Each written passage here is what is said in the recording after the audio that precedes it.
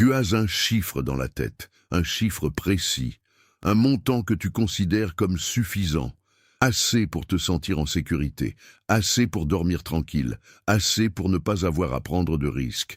Et ce chiffre exact, est peut-être la chose la plus coûteuse de ta vie, pas à cause de ce qu'il représente, mais à cause de ce qu'il t'empêche de voir. Aujourd'hui, je ne vais pas te parler de ce qu'on perd quand on quitte la stabilité. Je vais te parler de ce qu'on gagne. Vraiment. Pas la version romantique, pas la version LinkedIn, avec le coucher de soleil et la citation de Steve Jobs. La version réelle, celle qu'on ne raconte qu'à voix basse, celle qui fait peur avant de faire sens. Imagine Sophie, 37 ans, fonctionnaire territorial depuis 12 ans, poste stable, congé payé, retraite garantie, mutuelle prise en charge à 90%. Elle connaissait son planning 6 mois à l'avance.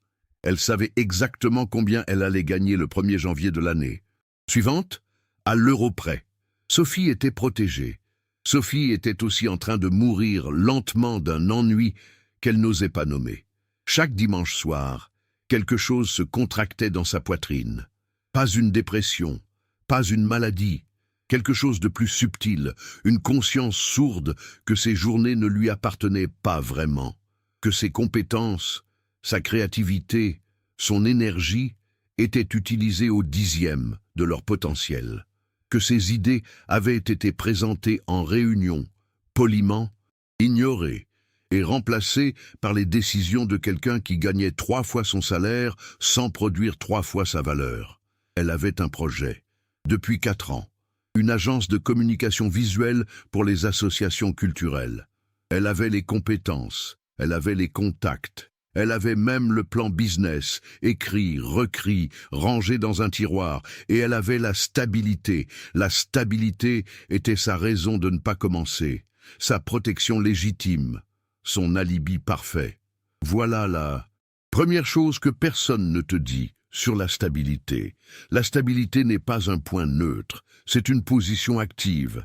Chaque jour où tu restes dans quelque chose qui ne te ressemble pas, tu fais un choix conscient, ou pire, un choix automatique.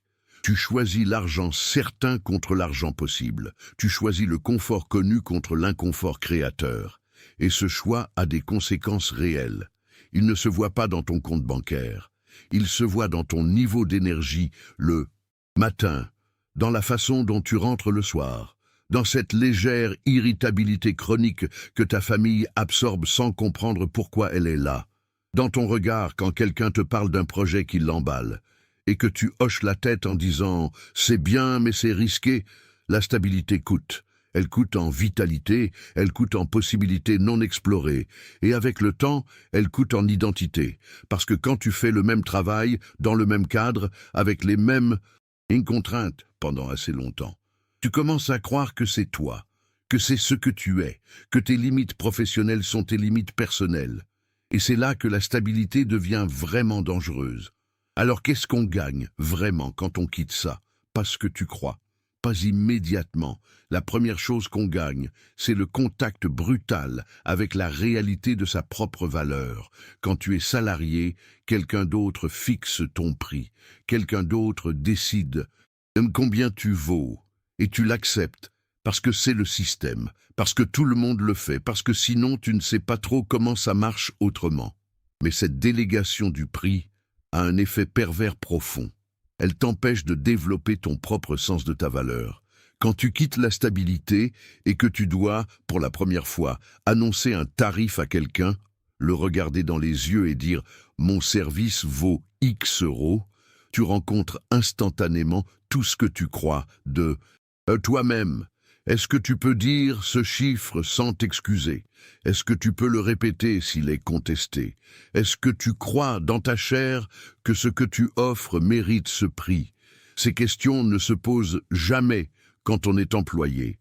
Elles sont absorbées par la structure. Et c'est justement pour ça que tant de gens quittent la stabilité et passent des mois à sous-facturer, à s'excuser d'exister professionnellement, à brader ce qu'ils ont mis des années à construire. Ce n'est pas un problème de marché.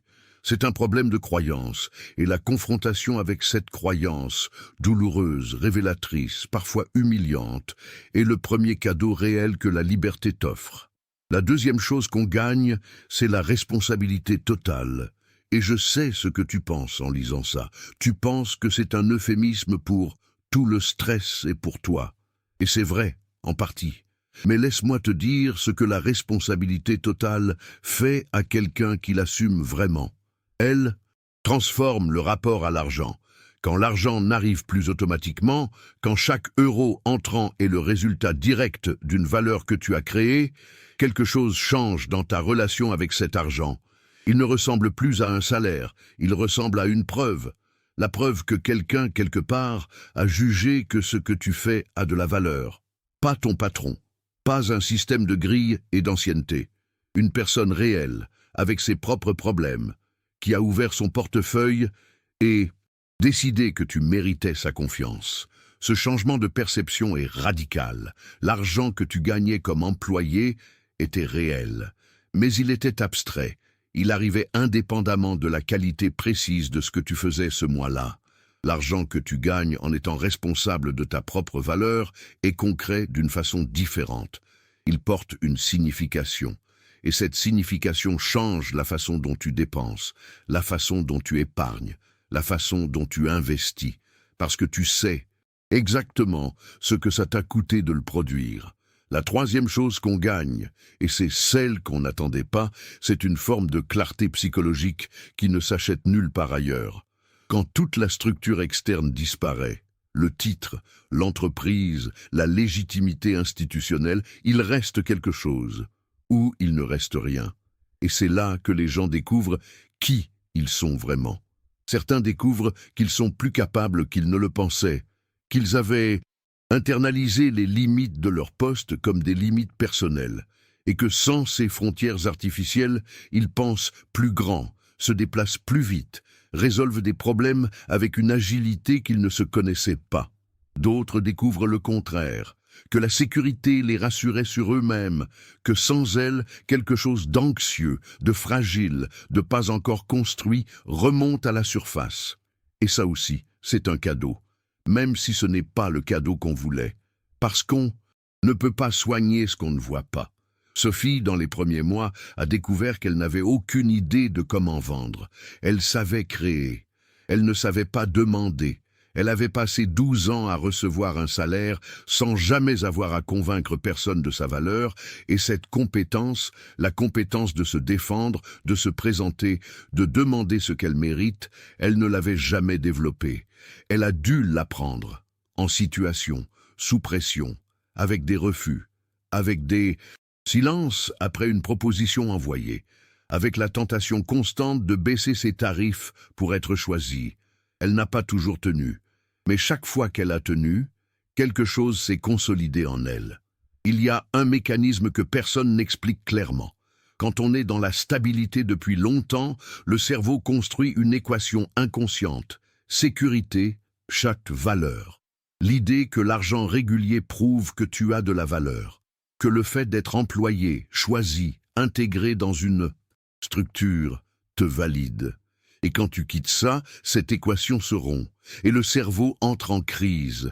Il interprète l'instabilité comme une dévaluation, comme si le fait de ne pas avoir de poste fixe signifiait que tu n'as pas de valeur fixe. C'est faux. Mais ton cerveau ne le sait pas encore, et c'est là que beaucoup de gens font demi-tour. Non pas parce que leur projet ne fonctionnait pas, mais parce que leur psychologie n'était pas prête à tolérer la période de transition. Cette période où la valeur n'est pas encore confirmée par les résultats et où la confiance doit tenir par elle-même, sans preuve externe. Cette capacité, tenir sa confiance sans preuve externe, est peut-être la compétence la plus rare et la plus précieuse qui existe dans le domaine financier. Et on ne peut l'acquérir qu'en traversant exactement ce qu'on essaie d'éviter. 18 mois après avoir quitté la fonction publique, Sophie facturait 4 200 € par mois, moins que certains, plus qu'elle n'en avait jamais gagné seule. Et surtout, chaque euro de ce chiffre venait d'une valeur qu'elle avait créée, négociée et défendue. Mais ce qui avait le plus changé, ce n'était pas le chiffre, c'était la façon dont elle se réveillait le matin. Il y avait quelque chose de différent dans son rapport au temps. Le temps n'était plus quelque chose qu'on lui prenait contre rémunération. C'était une ressource qu'elle gérait, qu'elle choisissait d'investir, qu'elle pouvait refuser de donner si la contrepartie ne valait pas l'échange. Ce rapport au temps est ce que j'appelle la vraie liberté financière, pas les chiffres, pas les revenus passifs sur une plage, le sentiment que ton temps t'appartient et que tu en es le décideur. Alors, qu'est-ce qu'on gagne vraiment quand on quitte la stabilité? On gagne la rencontre avec sa propre valeur, souvent douloureuse, toujours nécessaire. On gagne la responsabilité totale, et avec elle, un rapport à l'argent qui n'existe nulle part ailleurs. On gagne une clarté sur soi-même que 12 ans de CDI ne peuvent pas produire. Et on gagne, si on traverse la période de transition sans fuir, une confiance qui ne dépend plus de personne, pas d'un patron, pas d'un système, pas d'une fiche de paie, une confiance construite de l'intérieur, sur la base de ce qu'on a traversé, sur la base de ce qu'on a prouvé à soi-même. C'est ça, le vrai capital, pas ce qu'il y a dans ton compte, ce qu'il y a dans ta tête. Maintenant, une question directe. Ta stabilité actuelle, est-ce qu'elle te construit ou est-ce qu'elle te protège de toi-même? Il y a une différence entre les deux, une différence immense. Si elle te construit, si elle est le socle depuis lequel tu prépares quelque chose de plus grand, garde-la, utilise-la intelligemment. Elle a une vraie fonction stratégique. Mais si elle est devenue le mur que tu mets entre toi et la version de toi qui sait exactement ce qu'elle devrait faire, alors la vraie question n'est pas « est-ce que je peux me permettre de partir ?» La vraie question est « jusqu'à quand est-ce que je peux me permettre de rester ?» Réponds à ça honnêtement. Pas à moi, à toi. Et si quelque chose dans cette vidéo a touché quelque chose en toi, laisse un commentaire. Je lis tout et j'y réponds. À la prochaine.